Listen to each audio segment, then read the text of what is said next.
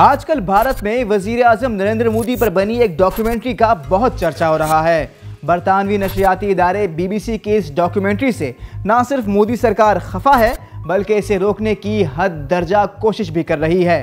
मजे की बात यह है कि ये डॉक्यूमेंट्री भारत में रिलीज भी नहीं की गई। जहां एक जानिब दुनिया की सबसे बड़ी जमहूरियत का दावा करने वाली दिल्ली हुकूमत आज़ादी इजहार और फ्री प्रेस को पाबंद करने पर तुली है, वहीं अपोजिशन और ख़ासकर स्टूडेंट यूनियंस डॉक्यूमेंट्री हर एक तक पहुंचाने के लिए कमर बस्ता हैं। डॉक्यूमेंट्री की रिलीज़ के बाद से भारत में रूनुमा होने वाले वाक़यात पर बात करने से पहले डॉक्यूमेंट्री पर एक नज़र डालते हैं।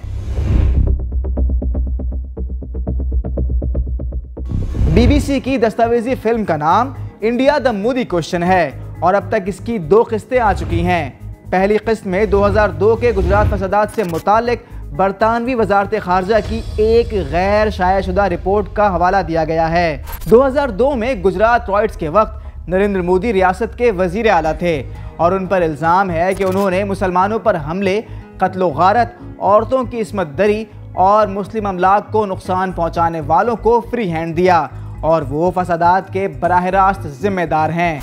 रॉयट्स में 1000 से ज़्यादा लोग कत्ल हुए, मरने वालों की अक्सरियत मुसलमानों की थी।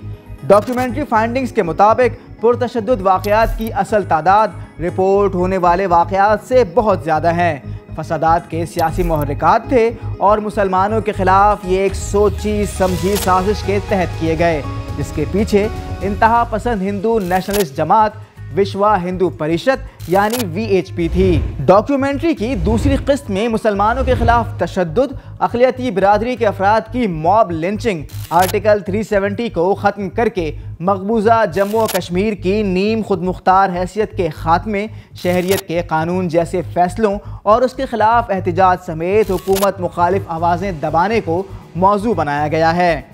नरेंद्र मोदी फसादात में अपने मुलव्विस होने के इल्ज़ामात की सख्ती से तरदीद करते हैं और भारतीय सुप्रीम कोर्ट उन्हें इल्ज़ामात से बरी भी कर चुकी है। भारत सरकार डॉक्यूमेंट्री को मनगढ़ंत और प्रोपेगेंडा करार देती है और इसे लोगों तक पहुंचाने से रोकने के लिए हर मुमकिन कोशिश कर रही है। कम्युनिस्ट पार्टी की तुलबा wing students federation of India ने डॉक्यूमेंट्री को भारत की हर रियासत में दिखाने का ऐलान किया था। दिल्ली की जामिया मिलिया में ऐसी ही एक स्क्रीनिंग के मौके पर पुलिस ने धावा बोला और 13 तुलबा को हिरासत में ले लिया।